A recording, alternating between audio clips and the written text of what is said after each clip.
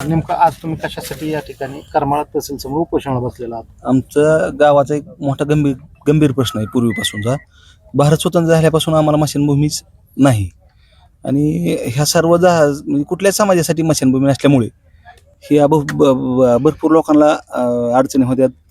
कधी एखादा अंत्यविधी झाला तर म्हणजे वड्या वगैरे जाळाई पाळी येते माणसाला, हे असं आहे.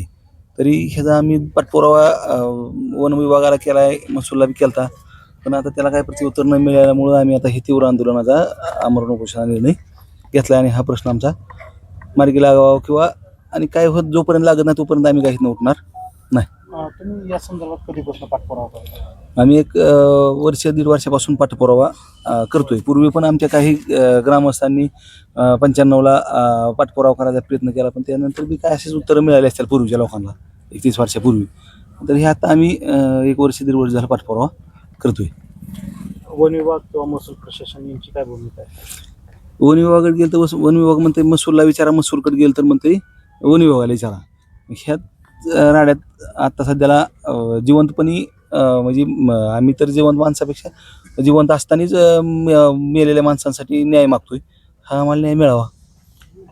तुमची जे जागेचा जो संदर्भ आहे, या ठिकाणी तुम्ही 21 गुंठे स्मशानभूमीची जागा ग्रामपंचायतीकडे तात्काळ वर्ग करा, अशा प्रकारची काही नोंद आहे कागदोपत्री? मग कागदोपत्री आता महसूलच्या आहेत. म्हणजे 57 सालापासून महसूलनी 51 गुंठ जागा ही सार्वजनिक स्मशानभूमीसाठी राखून ठेवलेली आहे. त्या जागेची मागणी करतो ना आम्ही काय दुसरं काय असं काय कोणी तिकडे द्या म्हणत नाही, पण आम्हाला ती जागा मिळावी. आणि ती पूर्वेला आहे तर मग ती पूर्वी जागा काढून दिली पाहिजे आम्हाला, त्यांनी मोजणी हे करून. म्हणजे काही गोष्टी ती काय होत नाहीत. होत नसल्यामुळे ह्या पाठपुराव्याला काय पाठीमागं आम्ही इकडे तिकडे गेल्यामुळे काय कुणीकडे बी सगळ्यांनाच निवेदन दिली सगळी की पण तिथं काय आलं नाही त्याचं. त्यामुळे आम्हाला ह्या आंदोलनात इशारा घ्यावा. मध्यंतरी महसूल मंत्री चंद्रशेखर बावनकुळे साहेब आले होते, त्यांच्याकडे काय आपण निवेदन दिलं होतं का? त्यांच्याकडनं काय आपल्याला प्रत्युत्तर आलं नाही? त्यांच्याकडे आत्ता निवेदन दिले आम्ही. आणि पूर्वी महसूल आपलं वन खात्याकडे गेल्यामुळे ती म्हणा थांबा तुम्हाला काढतो मार. म्हणजे बावनकुळे साहेब दास्तूर ह्यांनी सगळ्यांनी असंच आम्हाला सांगितलं असं करतो तसं करतो. आणि त्यानंतर त्यांचा प्रोग्राम झाला की 2-4 दिवसानंतर आम्ही भेटायला गेल्यानंतर त्यांनी आम्हाला सांगितलं की आता काय तुमचं मार्गाने तुमचं बघा, आम्ही काही करू शकतो. स्वातंत्र्यापासून आपल्या गावाला स्मशानभूमी स्वातंत्र्यापासूनच स्मशानभूमी नाही. ती उतारा तर आहे राखीव 21 गुंठ्याचा, मग द्यायला तयार नाही कोणी. आहे तर आता दिला पाहिजे ना काढून कुठं तरी. म्हणजे आता काय होतंय, ह्याच्या अगोदर पूर्वी एक वेळेस निधी फाळला होता स्मशानभूमी नावाने. तो स्मशानभूमी जागा नसल्यामुळं तो निधी परत गेला. आत्ता पण 2-3 जिल्हा परिषद सदस्य किंवा कोणी ही सगळी नेते मंडळी काय निधी राखायच्या प्रयत्नात आहेत. पण काय होतंय, जागाच नसल्यामुळं ती परत आणि निधी मागायला जाणार. मग आता काय म्हणजे ह्याला अर्थ राहिला नाही कुठल्या गोष्टी. म्हणून आम्हाला ही निर्णय घ्यावा लागला. जिल्हा परिषद, पंचायत समिती किंवा वेगवेगळ्या पातळीवर लोकप्रतिनिधी निवडून जात आहेत, त्यांची काय आपल्या गावाविषयी काय भूमिका? आता पाठीमागं आता इलेक्शन झाल्यावर जिल्हा परिषद आम्ही प्रशांत पाटलाला भेटलो होतो. त्यांनी बी 20 लाख रुपये निधी टाकतो असं म्हणले ती, पण ते म्हणतात आम्हाला उतारा द्या, आम्ही त्या निधी टाकतो. निधी परत तुम्हाला स्मशानभूमीच मिळावी, जागा मिळावी, ह्यासाठी त्यांची काय भूमिका आहे? आता सगळे म्हणजे तुम्ही ती सगळ्या गोष्टी करणार आहात म्हणल्यावर मग पण त्यांनी ती काय करणार आहेत? त्यांचं बी आता चर्चा झाली. काल परत त्यांचा फोन आला, आज इथे येऊन बोलतो मला. आता काय होतं की बघू आता असं विषय आहे. त्यांच्या अंधारातच भूमिका आहे त्यांचा फोन आलता म्हणजे येणार आहे थोड्या वेळ म्हणून. सध्या आपण पाहिलं तर स्वातंत्र्यापासून गावाला स्मशानभूमीच नाही आहे, आणि त्यामुळं गावकऱ्यांच्या जिवंतपणी प्रेताला सुद्धा आणि जिवंत माणसाला सुद्धा मरण येत नाहीत. काय सांगाय?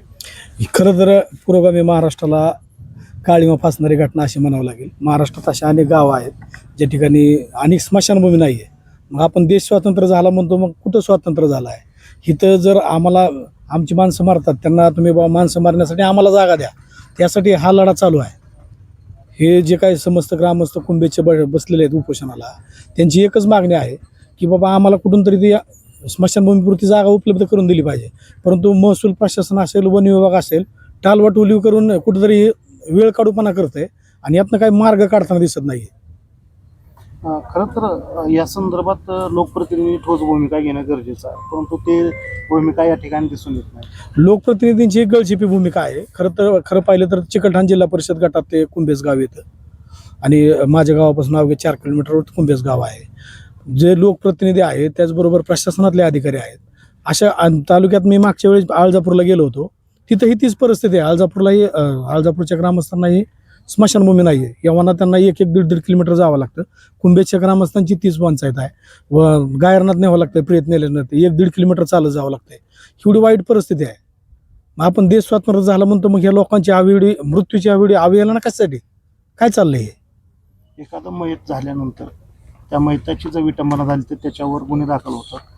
जर शासन प्रशासनच अशा प्रकारे जर मयताची विटंबना करत असेल तर गुन्हे कोणावर दाखल करायचे? शासनावर गुन्हे दाखल झाले पाहिजेत, वन विभागावर झाले पाहिजे. टोलाटोली करणारी माणसं आहेत ना, महसूल प्रशासन असतील, यवाना वन विभागाचे अधिकारी असतील, महसूल प्रशासनातले तहसीलदार असतील, मंडल अधिकारी असतील, तलाठी असतील, लोकांवर गुन्हे दाखल झाले पाहिजेत, अशी आमची मागणी आहे. आता इथून पुढे काय भूमिका असेल? या ग्रामस्थांच्या वतीनं एक असा इशारा देतो, भीम आर्मीच्या वतीनं या आंदोलनाला, उपोषणाला आमचा पाठिंबा आहे. पण बायचान्स एवढ्या आंदोलनाला जर नाही पवित्र्यात घेतलं किंवा आंदोलन व्यवस्थित नाही मार्गी लावलं तर मरू नये कुणी. जर बायचान्स मेलं तर तहसील कार्यालयाच्या आवारात, यवाना तहसील कार्यालयाच्या समोरच जाळण्यात यावं अशी आमची मागणी आहे. आम्ही त्या ठिकाणी जाळू, जे लोक प्रेत आणून यांच्या ठिकाणी जाळू, त्याशिवाय यांना जाण येणार नाही. या ठिकाणी अंत्यसंस्कार करणं, या ठिकाणीच अंत्यविधी केला जाईल. संबंधित कुठलीही व्यक्ती असू द्या, कुठल्या जाती धर्माची असू द्या, त्याशिवाय हे पाळणारच नाही आहेत. गेंड्याची कातडी पांघरलेले लोक आहेत, यांना काय जाण नाही आहे. अधिकारी तसेच हरामीपणा करायचा, टक्केवारी घ्यायची त्यात गुंतलेले आहेत. आणि संतोष वार यांनी सांगितलं की सक्षम नेतृत्व तालुक्याला नाही आहे. सक्षम नेतृत्व जे आपण म्हणतो ना, ती धमक काम करण्याची तालुक्यात नाही आहे. त्यासाठी सक्षम नेतृत्वाची गरज तालुक्याला असणं गरजेचं असतं. लोक तेवढ्यापुरतं, इलेक्शनपुरतं लोकप्रतिनिधी येतात, गप्पा मारतात, जातात. लोकांना न्याय वाचून आणि वंचित आहेत ना लोक. किती दुर्दैवी घटना आहे. 70-75 वर्ष झाली देश स्वातंत्र्य होऊन आणि गावाला स्मशानभूमीच नाही. आणि तुम्ही काय गप्पा मारायला लागलाय? दोन हे झालं, हा विकास झाला, तो विकास झाला. आता कालच्या त्या घटनेवरनं आठवलं मला, रस्ता कुणी आणलाय माहीत नाही. त्या श्रेयवादात सगळे ह्यांची लढाई त्या श्रेयवादात चालू आहे. मी आपल्या माध्यमातून, प्रसार माध्यमातूनच पाहिलं. ह्यांनी म्हणायचं मी आणलंय का, त्यांनी म्हणायचं ते आणलंय.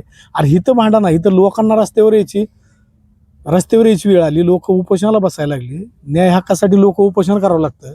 ही किती दुर्दैवी घटना आहे. ही खरंच पुरोगामी महाराष्ट्राला शोभणारी घटना आहे का? तुम्ही असं विचार करा, नाही माणूस म्हणून विचार करा, ह्या घटना अशा घडतातच कशा काय? असं लोकांना न्याय का भेटत नाही? मी मागच्या वेळेस गटविकास अधिकाऱ्यांना विचारलं होतं. ते म्हणले होते की मी त्यांना विचारलं होतं की बाबा ज्या ज्या गावात स्मशानभूमी नाही त्या गावाची लिस्ट काढा आणि स्मशानभूमी का नाही आहे त्याची लिस्ट तयार करून स्मशानभूमी मंजूर करून त्यांना जागा कुठून उपलब्ध करता येईल हे बघा. आम्ही कदम साहेबांना मी म्हटलं होतं, ते पण म्हणले होते मला की आपण करू म्हणले. मी त्यांना आळजापूरच्या घटनेच्या संदर्भात सांगितलं होतं, कारण का त्या अंत्यविधीला मी स्वतः होतो. तर त्या माणसाला सिनडदेची काठीने यावं लागलं, मग रस्ता जागा सुद्धा दिली नाही कोणी. ते पण अशी वादात जागा राहिलेली आहे. अध्यक्ष, आपण पाहतोय की कुंभेज गावकऱ्यांचं या ठिकाणी आमरण उपोषण सुरू आहे आणि खरं तर या उपोषणाला गावकऱ्यांसह लोकप्रतिनिधींची उपस्थिती असणं खूप गरजेचं होतं. कारण की हा जो विषय आहे स्वातंत्र्यापासून हा यांना स्मशानभूमी म्हणजे गावातील कोणत्याच जाती धर्माच्या लोकाला त्या ठिकाणी जाळण्यासाठी स्मशानभूमीच नाही आहे. हा खूप मोठा गहन आणि गंभीर प्रश्न आहे आणि लोकप्रतिनिधी याच्यावर झोपेच सून घेत आहेत. प्रथमतः ही जी घटना आहे अतिशय दुर्दैवी घटना म्हणावं लागेल. का तर स्मशानभूमीची जागा असताना जर तिथं स्मशानभूमी उभा राहू शकत नाही आणि त्या स्मशानभूमीच्या जागेसाठी जर तहसीलच्या आवारामध्ये या ठिकाणी येऊन या ठिकाणी आमरण उपोषण करण्याची जर ग्रामस्थांवर वेळ येत असेल तर ह्याच्या इतकं दुर्दैव नाही आहे. मग कुठंतरी या ठिकाणी शाहू फुले आंबेडकरांचा जो आपण महाराष्ट्र म्हणतोय, आज खरंच पुरोगामी विचाराची या महाराष्ट्राला गरज आहे. कारण जर माणूस जिवंतपणी जर आज मरण्याच्यासाठी जागा मागत असेल ती बी असताना ती जागेचं जर शासनामध्ये ताळमेळ नसल्यामुळे ही घटना आहे ना. आजच्या ग्रामस्थांच्या वेदना ऐकून घेतल्या की पाऊस पडल्यानंतर 2-2, 3-3 किलोमीटर वड्या वगळीतून जिथं जागा भेटल तिथं त्या ठिकाणी त्या माणसाचं दहन करावं लागतंय. ह्याच्यापेक्षा अजून काय साहेब दुर्दैव असायला पाहिजे. तर या ठिकाणी आत्ताच आमचे मित्र कांबळे, उत्तरेश्वर कांबळेंनी सांगितलं की बाबा ही परिस्थिती श्रेयवादाची लढाई जी करतायत त्याच्यापेक्षा गावामध्ये काय अडचण आहे ही जर जाणून घेतली तर ह्या लोकांना इथं तहसीलच्या आवारात येऊन आमरण उपोषण करायची वेळ येणार नाही. मला तर असं वाटतं की लोकप्रतिनिधी असतील, खासदार असतील, ह्यांनी एक संयुक्त तहसील ऑफिस असेल, BDO साहेब असतील, ह्यांची एक संयुक्त बैठक लावली पाहिजे. राज्य शासन काय म्हणतंय की गाव तिथं स्मशानभूमी पाहिजे का, तर त्याच्यातून जातीवाद उपळणार नाही. एक स्मशानभूमी जर असेल तर त्या ठिकाणी सगळे अंत्यविधी होतील. पण हिथं अशी जर परिस्थिती असेल तर मग मला वाटतं तालुक्यात अशी भरपूर गाव आहेत. आत्ताच उत्तरेश्वर कांबळेंनी सांगितलं की बाबा अर्धापूर, मी साक्षीदार आहे. माझ्या मिसेस ज्यावेळेस जिल्हा परिषद सदस्य होत्या, माझ्यापाशी पत्र आहे की त्या गावाला आपण स्मशानभूमीसाठी 3 लाख रुपये निधी दिलेला आहे. अशीच परिस्थिती पांडेगावमध्ये आहे. त्या ठिकाणी सुद्धा स्मशानभूमी नाहीये. तिथं सुद्धा रस्त्याच्या वाड्याच्या कडेला अक्षरशः तिथं जिथं जागा भेटेल तिथं त्या ठिकाणी अंत्यविधी करावा लागतोय.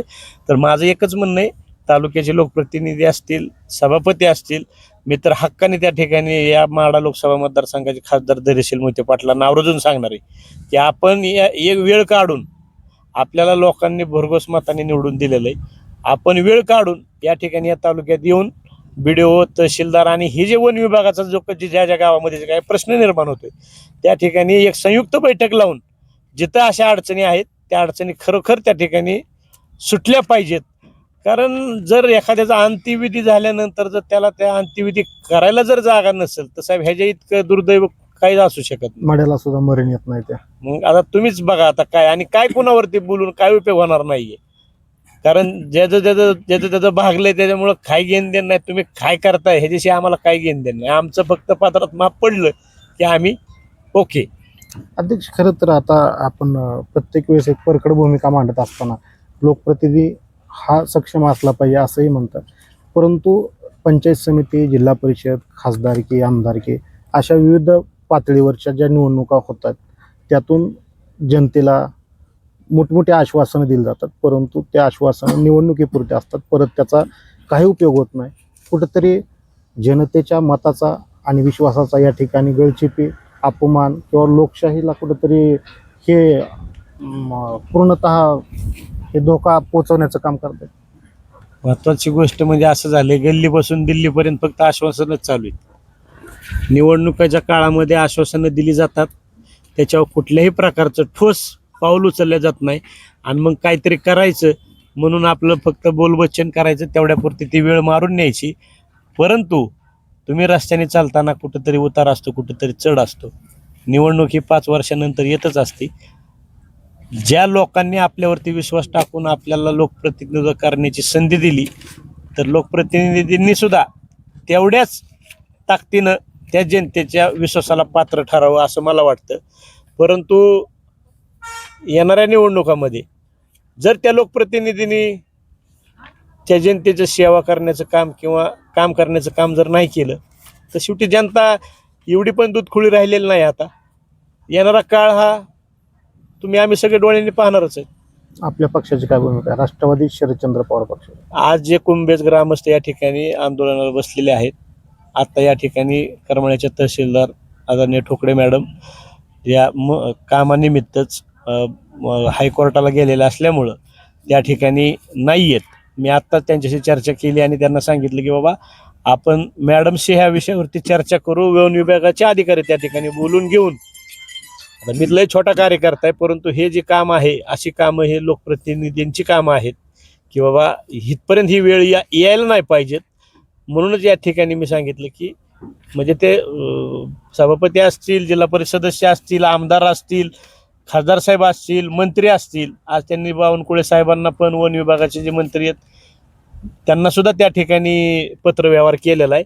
हा निर्णय कुणाच्या एकट्याच्या स्वार्थासाठी नाही आहे, गावाच्या चांगल्या कामासाठी आहे की त्यांना जी वेदना होत आहेत त्या वेदनेसाठी आज ते ग्रामस्थ इथं बसलेत. तर मी राष्ट्रवादी काँग्रेस शरदचंद्रजी पवार पक्षाच्या वतीने त्यांना या अमर उपोषणाला जाहीर पाठिंबा देतो.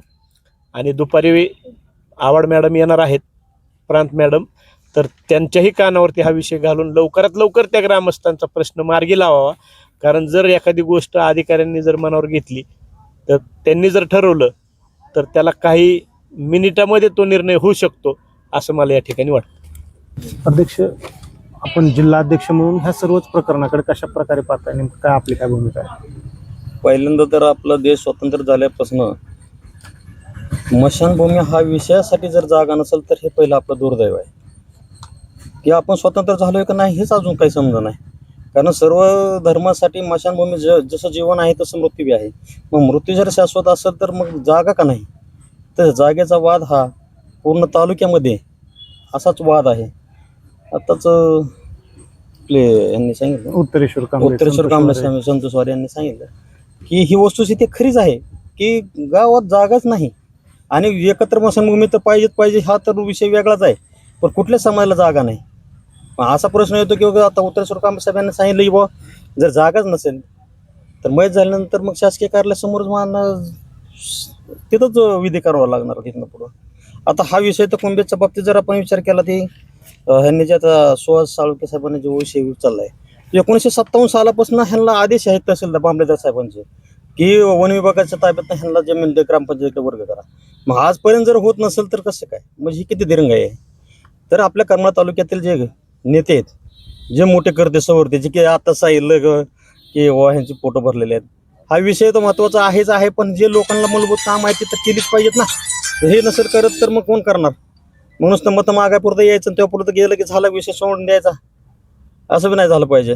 पण दुसरी गोष्ट आहे, शासकीय करणारा तहसीलदार मॅडम असतील किंवा आपले प्रांत मॅडम असतील, प्रांतसाहेब असतील, ह्यांना विनंती करतो की हा करमाळा तालुक्यातील हा एकच गावचा विषय नाही, पूर्ण करमाळा तालुक्यातील हा विषय आहे. तो तालुक्यातला विषय हा स्मशानभूमीचा विषय हा पूर्ण टोटल सुटला पाहिजे. तसे त्यांनी प्रयत्न करावेत. आपल्या संघटनेची काय भूमिका असणार आहे या आंदोलनाच्या संदर्भात? आंदोलन जर या प्रश्न जर संपला नाही, स्मशानभूमीच्या संदर्भातला प्रश्न संपला नाही, आता हा विषय फक्त एकच आहे, तर आम्ही उत्तरेश्वर कांबळे, आम्ही वारे साहेब, जर हा प्रश्न इथंच नाही संपला, आता हा संपला जो विषय तर पूर्ण तालुक्याच्या संदर्भात तर आम्ही हा पुन्हा एक पत्र देऊन पुन्हा आम्ही करमाळा तालुक्याच्या स्मशानभूमीच्या संदर्भात आम्ही काम करू.